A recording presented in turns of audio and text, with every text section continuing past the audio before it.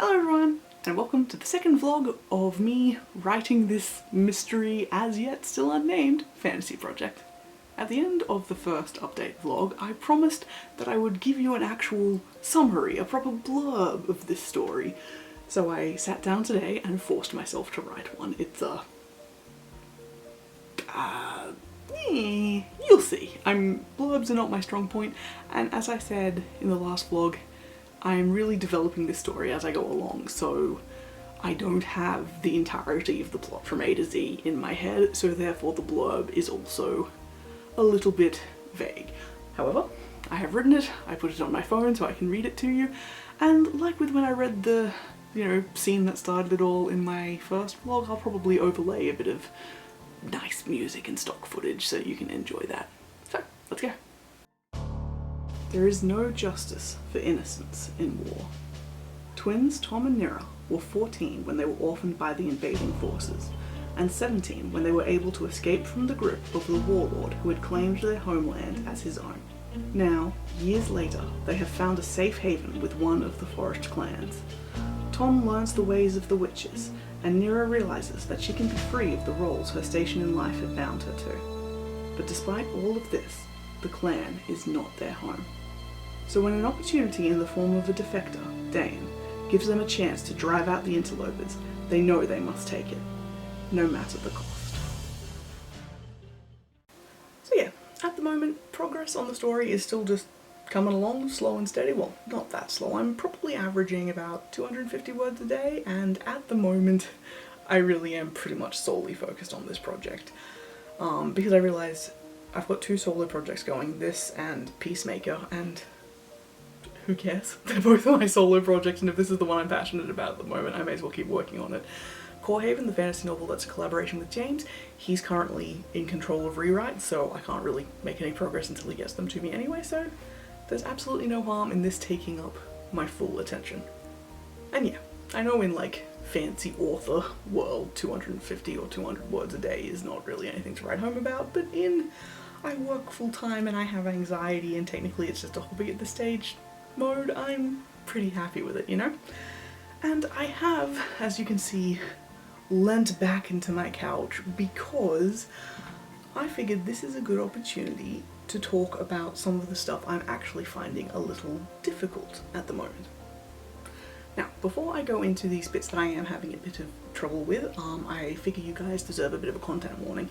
In this next little bit, I am going to be talking about my experience in writing torture and rape. So if you are sensitive to either of those topics, please skip ahead to this timestamp. Neither in how I'm talking about it now or in how I actually write it in the work, nothing is, at least to my standards, graphic or gratuitous or glorifying those acts in any way, but I know that it can still be not a topic you want to hear about, so as I said, if you don't want to hear about those things, please go ahead to this timestamp, after which point I will no longer be discussing writing those topics. Editing Roli here. I would also like to point out that I have a tendency when I am talking about uncomfortable topics, which this honestly was, to revert to a lot of sarcasm and fairly flippant language. So I do talk about these topics in a falsely jovial tone, which on watching back, I did find a little uncomforting myself, so I'm just putting an extra warning in case you as a viewer also find that uncomfortable. Again, feel free to skip this entire section. It's a lot of rambling, so you're not going to miss all that much. So, in the last update vlog, I mentioned that James had already read one of my scenes and given me some helpful feedback, and this was a torture scene. Because effectively, I don't believe I've disclosed this part of the plot yet, but if I have, apologies for being repetitious. The reason why Nira is the person who Dane takes as bait when they go into the bad guys, castle and destroy things from the inside out, is because she killed the warlord's son. Like, it's not actually going to be in the book, that sort of like backstory. I'm not going to bother going into everything that happened between effectively the invasion and now, because it's basically Tom and Nira get orphaned, the warlord's like, oh yes, orphan children, excellent, I'll use them as like serfs or, you know, whatever word. And then the warlord's son is like, oh look, young girl, you're now a woman. 17's a woman, totally. I'm going to, you know, do things to you. And then she's like, no, you're not, and stabs him, and then they run away. Or, you know, it's wishy-washy because it doesn't matter, because that's pre the book. But effectively that, and so the warlord does know that she did it, and therefore has a grudge. And has probably like put a bounty on her head and all of that. So that is why Nira is the bait and not anyone else, Tom or anyone else. But because of that, when the bad guy gets his hands on her, he is effectively very sadistic. I have written him as a character who is very self-righteous, to an extent. He is a cruel man, but he doesn't think that he is. He thinks that he is just. And he's not being horrible, he is getting justice, you know, for the death of his son and for what that meant to him and his militia and his country and all of that. It's very much a righteous fury that he has.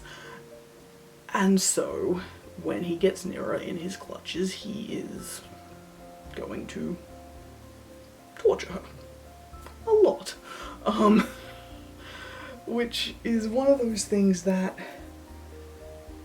it's awkward to write, to be honest. I mean, look, I'm pretty damn cliche. As both a writer and a reader, I love tormented characters. It's really, I live for drama and angst and mental torment and all of that, but for me at least, it's always got to have a happy ending. You can put your characters through hell as long as it all ends up okay.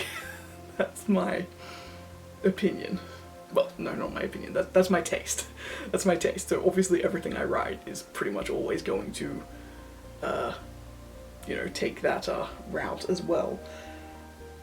But the thing is, when my characters are actually being tormented, I find it very difficult to write. It's one of those things where I do actually sit there, staring at my keyboard, and it takes me 5 minutes to write a sentence. Whereas, you know, if I'm just writing normal stuff, it flows, it comes out easy. I can just sit there and get type, it all comes out. Whereas this, I do actually find a struggle. And so I spent ages, wrote like a 500-wordish scene, gave it to James, and he just goes, it's too quick. You know, there's no stakes, it's just this, then this, then this, then this. And, I mean, on the first note, it hurt, because James is normally very, very full of praise for my writing. It's, he normally just goes, oh wow, that was great, well done. And so he didn't actually just flat out not like a scene. I was a bit like, oh, hang on, no way, you're not meant to have criticisms, you're meant to just praise me. I promise I'm not. Well, actually, I know I am that shallow. But, the point is that him saying that did really make me examine how I was writing this stuff. And yeah, it really did hammer home, like you often hear, it's a bit of a writing rule. It's like if you do want to go into that stuff, unless you're writing like grimdark or something, or horror, where it really is beneficial to really focus on the physical realities of suffering, it really is better to focus on the impact and the psychological aspects rather than the acts themselves. But that feedback from James was also really valuable because I did as well, not the big bad, but I did decide to make the choice to have some of the lesser bad guys rape Nira. And that isn't a decision I actually made lightly. And also, who knows if it will even remain there in later drafts of the story. It's just, it's there for now. Sexual violence, particularly in the fantasy genre, is something that I have strong opinions on, which is, by and large, I do think it should mostly be avoided. If you can do something else, and especially if you are using it if you're using sexual violence towards one character as a character point for another character, just don't fucking do it. Seriously, just don't fucking do it. If you're gonna use it for a purpose. Part of the reason why I have been struggling with writing these particular scenes is because I am, by and large, a fairly wholesome writer. Generally nothing too horrible happens, or if it does, it's brief, and then we move on. And in particular, I do try and avoid sexual violence because, like I said, I believe, especially in the specific context of the rape of female characters, I think it is overused, it is cheap, and if you can do something else, you should. So the fact that I have decided to go this route with this book is providing some obstacles for me. I wrote that torture scene before I wrote the rape scene, and I took the advice I got from James and applied it when writing the rape scene, and I focus on the lead up to the event, I focus on the aftermath, and I try to really accurately portray Nira's shock and difficulty dealing with what has just happened to her, but the actual act itself is literally basically just they raped her. Nothing else. There is no more description than that, because I wanted very much to avoid inadvertently making the scene titillating in any way, because I have found as a reader that many rape scenes are written like violent sex scenes, and they shouldn't be, because those are two very, very, very, very, very, very different things. And sometimes, look, that does have a place in writing, but it doesn't have a place in my writing, or at least not in this story. I'm not saying I'll never do anything weird in the future or whatever, but in a sense, I like to keep my writing fairly clean, if that makes sense. Not like squeaky clean, no one swears, there's no sex or anything like that, but I don't want to... Well, basically, I don't want to accidentally glorify horrible things. And I have found in writing this that the easiest way to avoid doing that, particularly with rape, is to just not focus on the act at all. Like, just zilch, zero, nada. And I have to say that this is not a conclusion I had come to before, because with most of the works I've been focusing on recently, I have just point blank avoided having sexual violence as part of it. I just thought, you know what, I'm sick of fantasy just raping everybody, let's just, none of that. None. Zero. None. And while I do think that that is definitely a good way to go the majority of the time, it did present me with a challenge where I was writing this and I am like, I do feel like in this world I have created, with these characters I have created, that it does seem like a probable thing to happen. And I feel like I can do it tastefully, but it did leave me in a bit of a point where I'm like, I don't know how to do this. But I like that effectively I did settle on the best way to do it is just avoiding description of the assault itself. I feel it's not necessary, and it was just really, really interesting to come to that conclusion. And sort of on the flip side, I am still including descriptions of torture. Somewhat graphically, like not graphic, but I am not doing a whole, and then the torture happened and then we move on, because that does not suit the flow of the scenes that I am going for. But I am taking James's advice and removing most of the acts and replacing them with reactions and feelings. This is possibly being very vague. Oh man, this is probably going to be an absolute nightmare to cut together because, yeah, I've rambled so much. I've got about 40 minutes of footage and probably 5 of it's going to end up in the video, but oh well.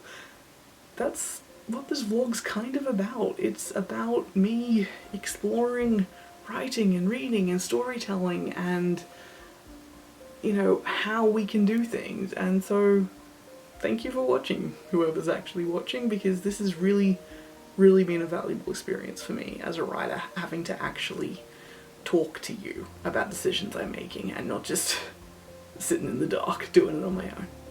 Okay, this is a completely random update because I've realised I'm sick of this project being untitled.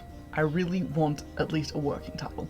My working document title is "Oh Ye's Back on My Shit," because that's exactly what I was feeling when I started writing it, but obviously that's not a working title I'm going to be wanting to share. So yes, you get me in my glorious scruffy morning glory while I just try and think of a decent working title. And by think of a decent working title, I mean I'm going to open my draft and skim through it and see if something stands out to me that might be appropriate. I'm filming on my webcam because I just wanted to do this quick and easily, so apologies for the quality of everything, it's probably shit. But yeah, gonna open my work in progress and see if anything stands out. I mean, as a first thought, I am thinking of something to do with runes, because that is the magic system. So I'm gonna... Oh, sorry, that was me sliding my tea across the table. I'm just gonna write down runes in a notepad document. A big theme so far is the fact that choices that aren't choices. I'm just gonna write that down.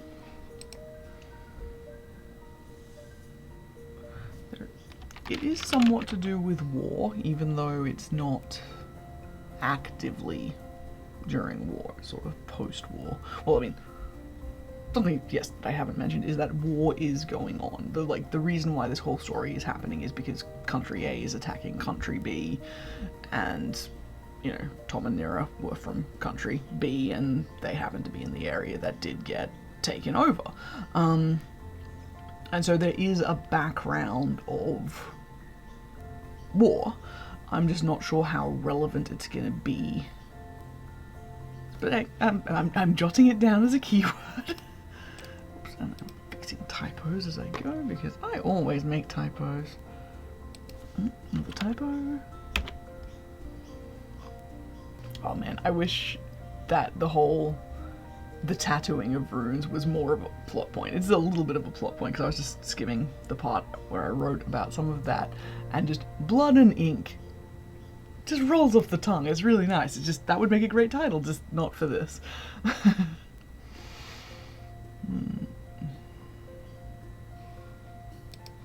You know what? Look, there is an overarching theme of love. I mean, actually, I don't know if I've mentioned it too much, but Dane and Nira are a thing, or at least they were spooling up to be a thing before all this went down and he handed her off to the bad guys. Which is a added layer of emotional complication for the characters in the fact that that's how they actually chose to do this.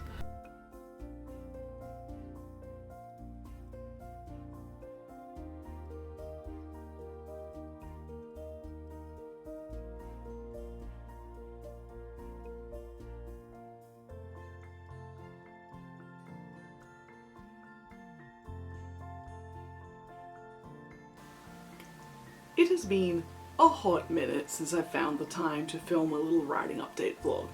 In good news, the writing has been going very, very well. I'm up to about the 17,000 word mark at the moment.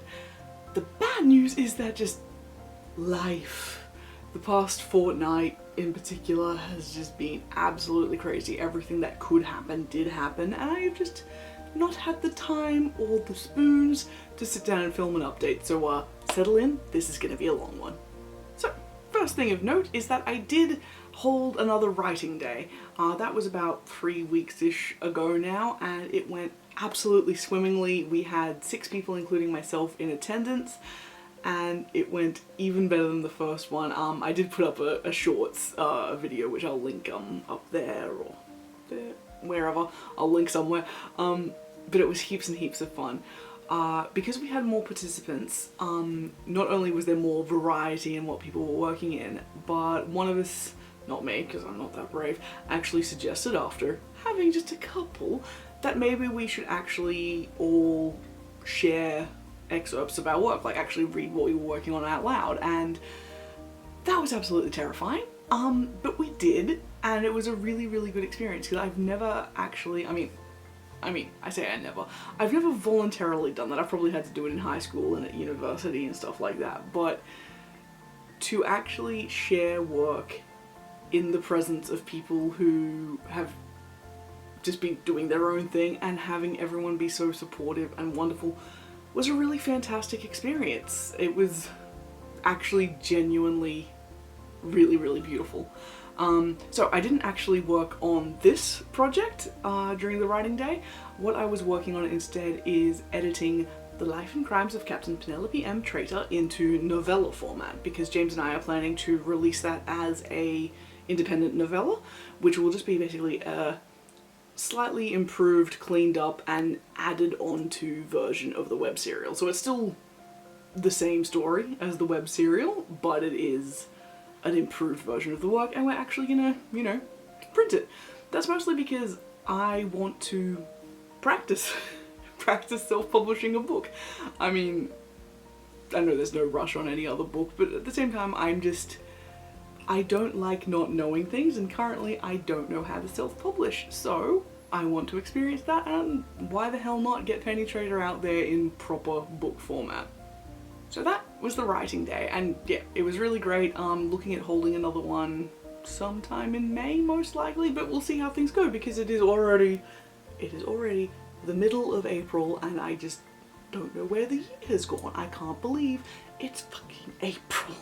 So we'll see how we go. But yeah, it was really, truly, absolutely wonderful, and I can't believe I have that many writing friends. It makes me really excited and feel super fancy.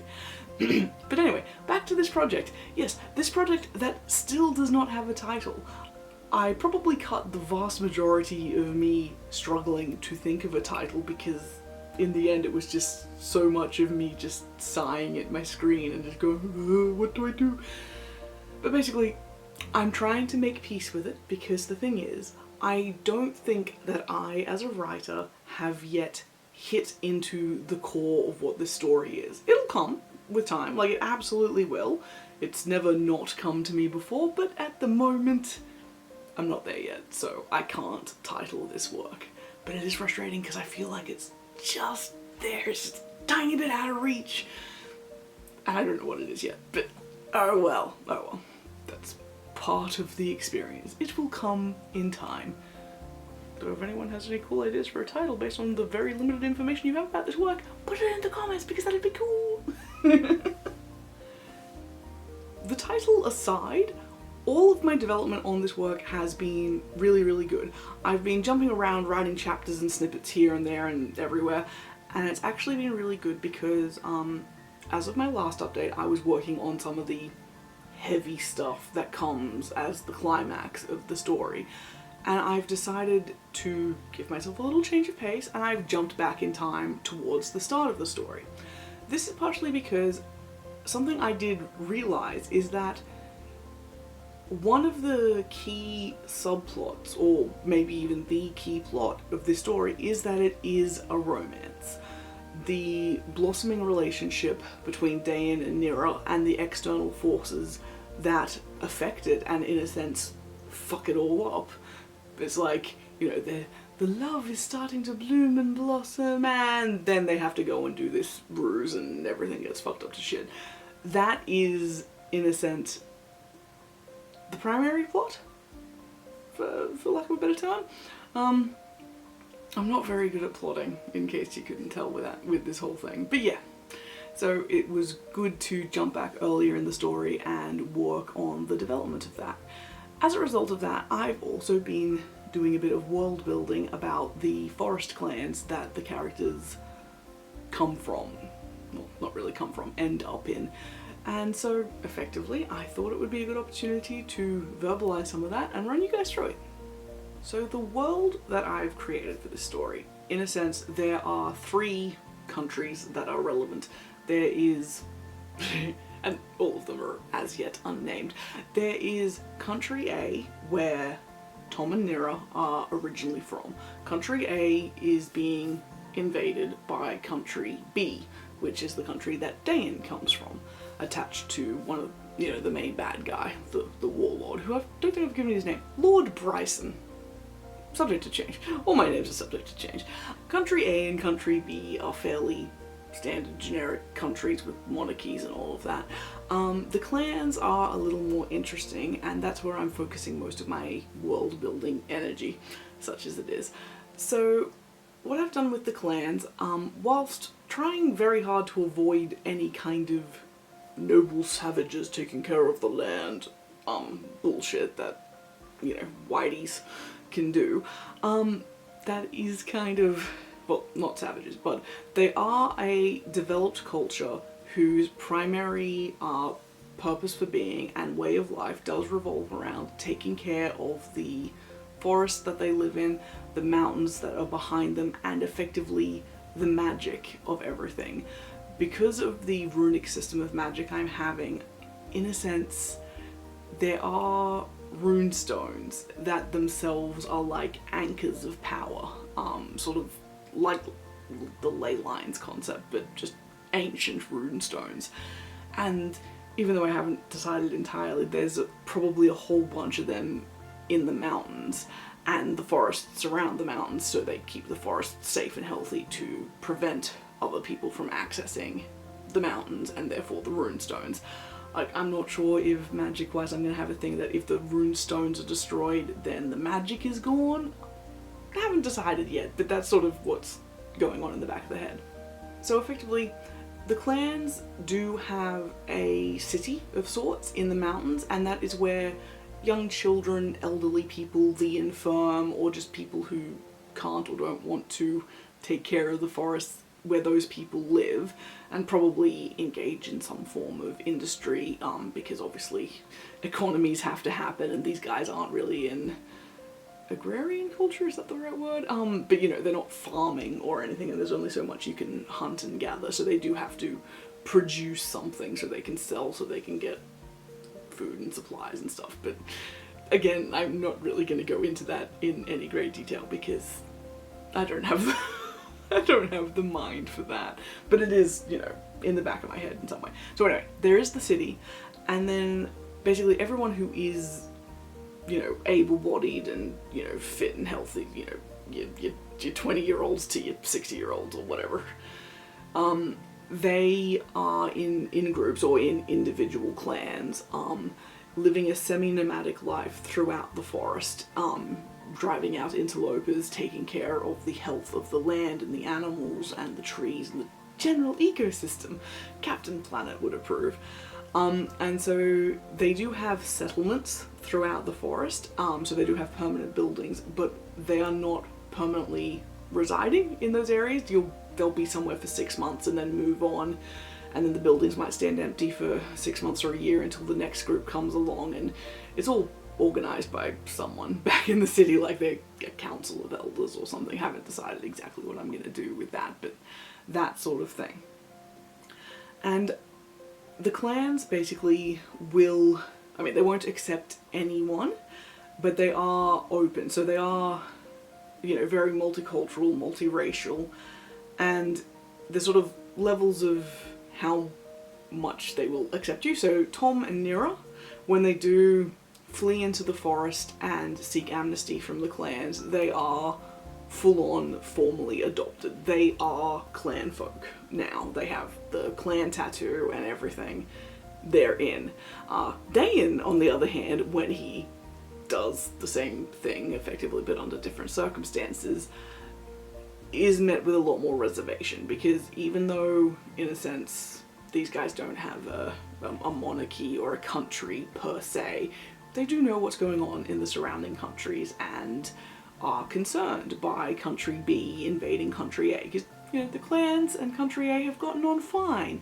Country B, on the other hand, are a bit more expansionist, and that is concerning to the clans. So having someone from country B come in seeking amnesty, they're like, sure, you're an individual, we see that you are not a threat on your own, you can come and stay with us, you can, you know, live with us and work with us, but we are not formally adopting you. Whether there is potentially going to be a level of personal choice in that, whereas perhaps you have to give up your old name or, you know, something like that, haven't figured it out yet, that might be the case, but I think it's more like they just don't want to let him in, which, poor Dan, but at the same time, understandable. So yeah, that's a little bit about what I've been figuring out with the clans and how that works. Yes, as I've said a few times, I do need to actually name things, so like each batch of clan people will probably be named like clan such and such after the person in charge. And then the people as a whole probably won't have a country name because it's not a country, they are just clan folk, effectively. But you know, titles, names, all of that stuff can come later. So that's how we're going along for now. I'm really, really happy with my progress, as I have been the whole time, and I have to say that vlogging about it is still, you know, really fun, really good, helps keep me on track. The only last piece of news I have is that, I have a shiny new mechanical keyboard. The spacebar on my old keyboard just stuck down and wouldn't get up, and so went to Officeworks, looked at keyboards, and they happen to have a inexpensive light up mechanical keyboard, and it makes writing so much fun. And now, my friends, we have reached the end of this update vlog because last night I hit 20,000 words. Honestly, I'm still a little in shock at how well this project is coming along. April was a pretty rough month for me personally, and just everything was going on, so I didn't write as much as I wanted. But looking back at my records of how much I wrote, on the days that I did write, I was sitting down and cranking out 300, 500, 1,000 words comparatively effortlessly. For me, the problem with motivation is always actually sitting down and starting. Once I start, boom, I can keep going. And the fact that I've been making a dedicated effort to write every day, or nearly every day, has really been paying off because I sit down going, oh, just, you know, write 100 words, and it's very rarely just 100 words. And hey, it really adds up because, yeah, 20,000 words on a project I started in November and only seriously started working on in, like, January, I think, is when I actually started focusing. November was the scene, January was the focus. So, 20,000 words in that time, for me, freaking great. I do have two major updates for you before I end off this vlog. First of all is that, look, this is just a me thing, I get a little carried away with graphic design, because graphic design is my passion. I do like Comic Sans, it's fun sometimes. Anyway, what I'm getting at is I did pop together a little pretend cover. Now, in a sense, that pretend cover is absolutely pointless because that's probably not going to be the title, that's definitely not going to be the cover art, and it's kind of absolutely pointless, but I just find it really motivating and inspiring to do a little fake cover. I don't know, it just works for me, so that. Even though, like I say, it's completely misleading because that is not going to be the title or the cover, but oh well, whatever keeps me motivated, I'm just going to run with it. The second thing of note is that recently I was chatting about this story with James and just sort of, you know, talking about the progress and how happy I was and how I was going along with it. And I was specifically telling him how the romance subplot was developing and becoming a much more important part of the story overall. And I won't tell you what it is, but James said, you know, wouldn't it be funny if you did X? And I went, oh, no, that's, I don't like that. I'm really attached to what I'm doing now. And then I thought about it. I thought about it a lot. And I went back to him the next day and I'm like, excuse me, doing X for the sequel is perfect. And it doesn't even really change anything much I'm doing in the book that I'm currently writing. But yeah, effectively, I now have a sequel in the works without having even finished the first one. And I am really loving the direction it takes with the characters and everything, and it doesn't invalidate anything in the first book, but it does add a layer of flavour to it, in a sense, and I'm just adding little hints of what might happen. Well, it's not even hints, but it's just more of a knowing where I'm going is influencing what I'm writing now.